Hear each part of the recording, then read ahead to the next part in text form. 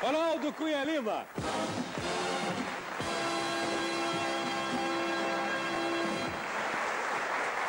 Boa noite. Boa noite. Tudo bom? Muito prazer em Como foi a repercussão lá em Campina Grande? Foi muito boa. Em todo instante, em todo local. Você vê, hoje eu saí de Campina Grande às 5 horas da manhã. E ao já chegar no aeroporto, eu encontrava uma sua fã, que foi logo me perguntando, e a mim disse assim: dê um abraço, Luiz Armando, pergunta ele por mim. Ronaldo, isso é um repente, não é? É repente. Repente. Como é que é? Existem escolas, livros, é uma coisa sua, natural. Como é que foi? Surgiu essa coisa do repente em você? Acho que o repente surge assim, de momento. E eu diria que para fazer verso de improviso, assim na ocasião, apenas é preciso ter um pouco de juízo e sentimento no coração. Bom, Ronaldo, eu tenho que lhe fazer uma pergunta, que é a pergunta praxe, que se você já ganhou 300 mil cruzados semana passada. Se você desistir, você leva esses 300 mil. Se continuar e errar, perde tudo. Ou pode ganhar os 600 mil. Então a gente quer saber se você continua ou se você desiste. Bom, as responsabilidades me causam dificuldades até para estudar. Mas eu supero tudo isto. Eu insisto, não desisto, pretendo continuar.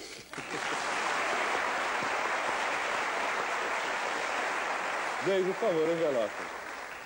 Aliás, eu quero fazer uma outra pergunta. Eu soube que você, semana passada, fez um versinho para Deise e eu sou um pouco ciumento, sabe assim? Queria saber como é que é esse versinho. Quem não se sente poeta ante mulher tão bonita? Meu coração se agita, expulsa de emoção. Essa mulher tão formosa parece um botão de rosa florindo no outro botão.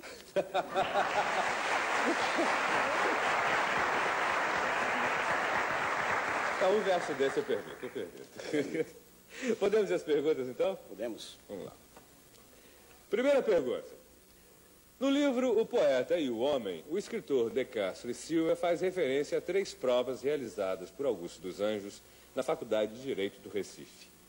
Perguntamos, quais são essas 3 provas e em que datas foram realizadas e quais os graus obtidos em cada prova? Bom, as provas foram de direito constitucional, inclusive que ele cita inicialmente algumas frases ou definições do direito em latim, inclusive a de Celsus, de jus est ad bonum et equi, depois a de Paulus, jus pluribus modis dicitur. A outra foi de direito civil, discorrendo sobre divórcio, e a terceira de direito internacional, sobre extradição. Mas como você disse que era inicialmente que ele fazia inverso, eu acho que tudo isso eu resumo, e a resposta eu assumo, e afirmo a todo o Brasil. Uma prova foi de civil, outra de constitucional, e para completar a pergunta, uma matéria se junta, que é a internacional. As datas?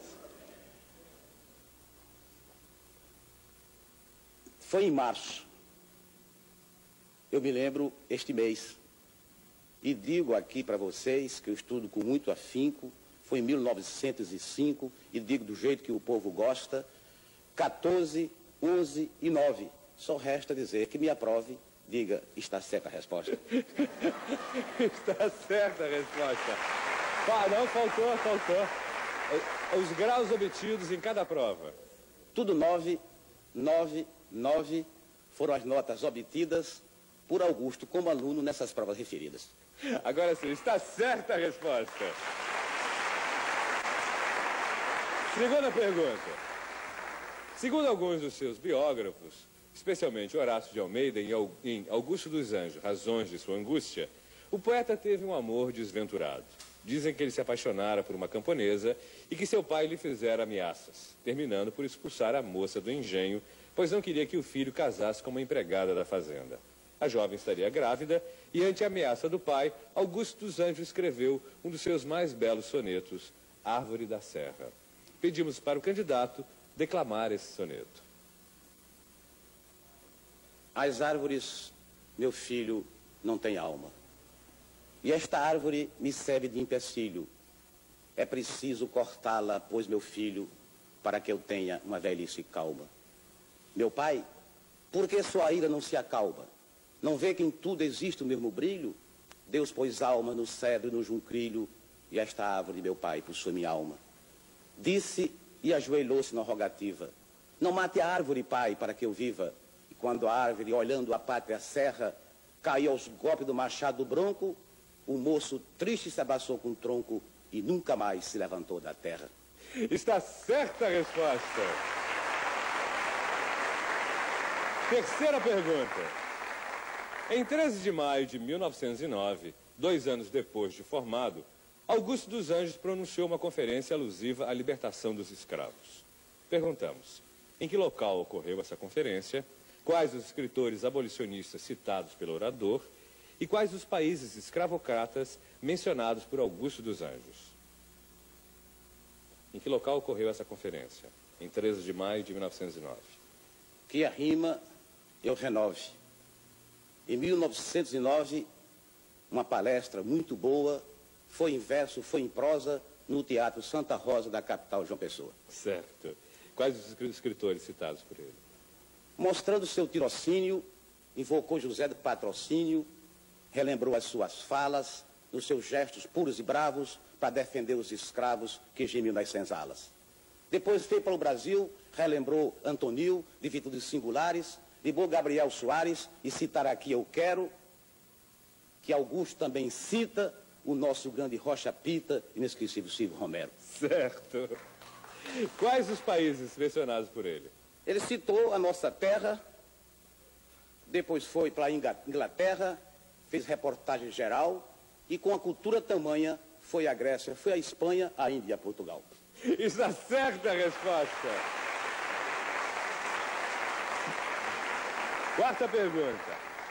Augusto dos Anjos possuía profundo conhecimento da língua portuguesa e em seus escritos usava e abusava de palavras pouco conhecidas, não conseguindo quase sempre ser compreendido.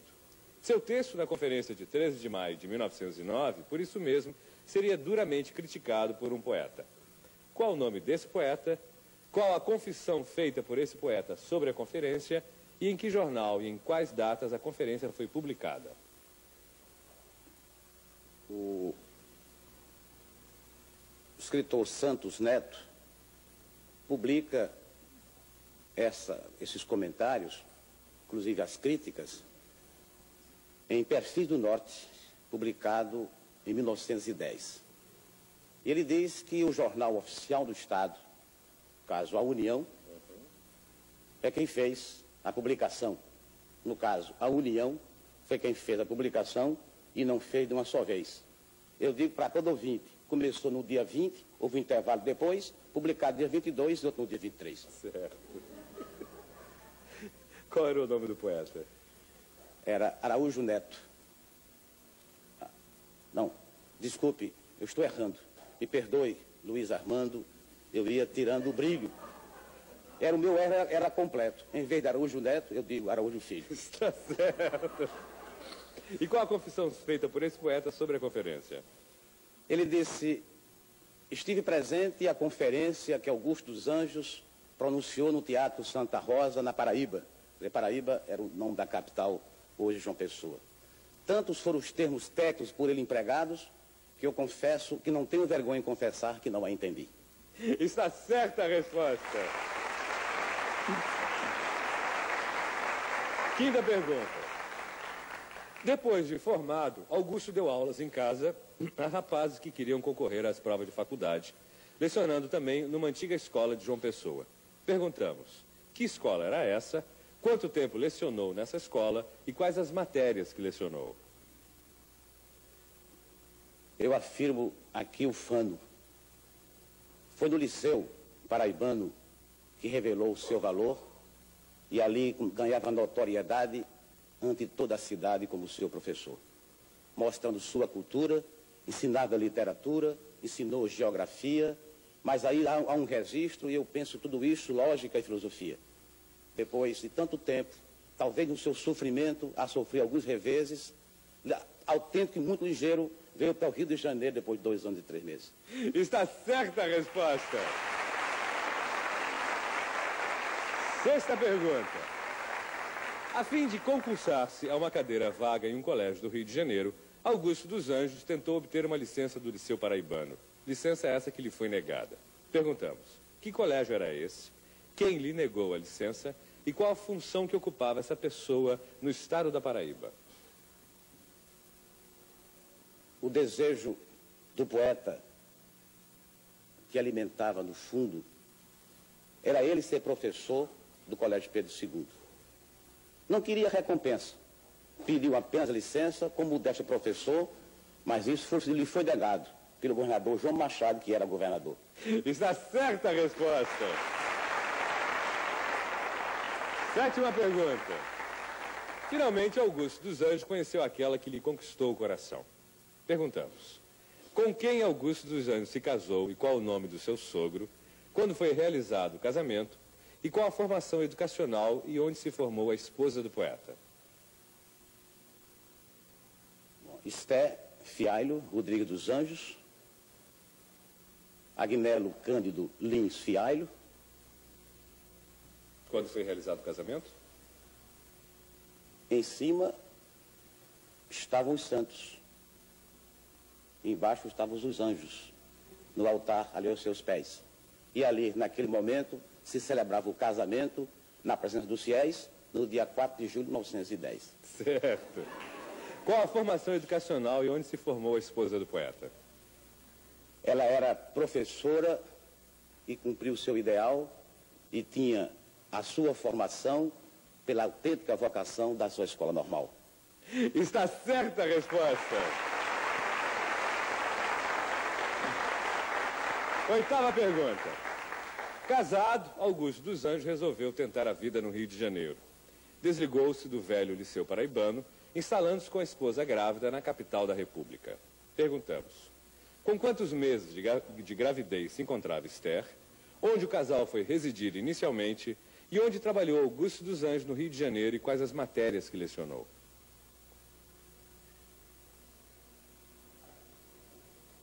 Com quantos meses de gravidez se encontrava Esther quando eles vieram?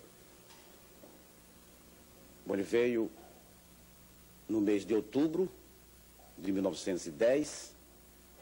E ela estava no 3º mês de gravidez. Certo. Do primeiro filho, que foi natimorto, que vinha nascer no dia 2 de fevereiro de 1911, e para quem Augusto dedicou um dos mais sentidos sonetos, que ele diz, agregado infeliz de sangue cal, fruto rubro de carne agonizante, filho da minha força fecundante, de minha bronza tremanderondial, que poder embriológico fatal destruiu com a sinergia de gigante, em tua morfogênese de infante, a minha morfogênese ancestral. Pulsão de minha plásmica substância, em que lugar irás passar a infância, tragicamente anônimo a feder? Ah, possa tu dormir feto esquecido, panteisticamente dissolvido na numinalidade do não ser.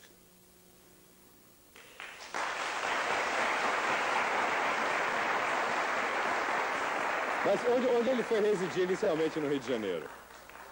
Como Augusto era pobre, sem dinheiro, sem ter cobre, para num bom hotel ficar, ante essa situação, foi ficar numa pensão na Praça Mauá. Está certo. Onde ele trabalhou no Rio de Janeiro e quais as matérias que lecionou? Ele conseguiu, graças à influência de um co-estaduano, Maximiano de Figueiredo, lecionar no Ginásio Nacional, que era exatamente o nome que recebia o Colégio Pedro II com o advento da República. Ele foi dar aula suplementar de Coreografia do Brasil, Cosmografia e Geografia. Está certa a resposta. Nona pergunta. São 3 perguntas. Quantos filhos teve o casal? Bom, incluindo o natimorto, nesse 2 de fevereiro de 1911, a quem ele fez esse soneto, ele teve mais 2 filhos, Glória Fialho dos Anjos e Guilherme Augusto Fialho dos Anjos. Bom, a segunda pergunta você já respondeu. Com quantos meses nasceu o primeiro filho que morreu? Você já falou 7 meses. Os nomes, a terceira, os nomes também já falou. Eu só quero saber as profissões exercidas mais tarde por esses 2 filhos.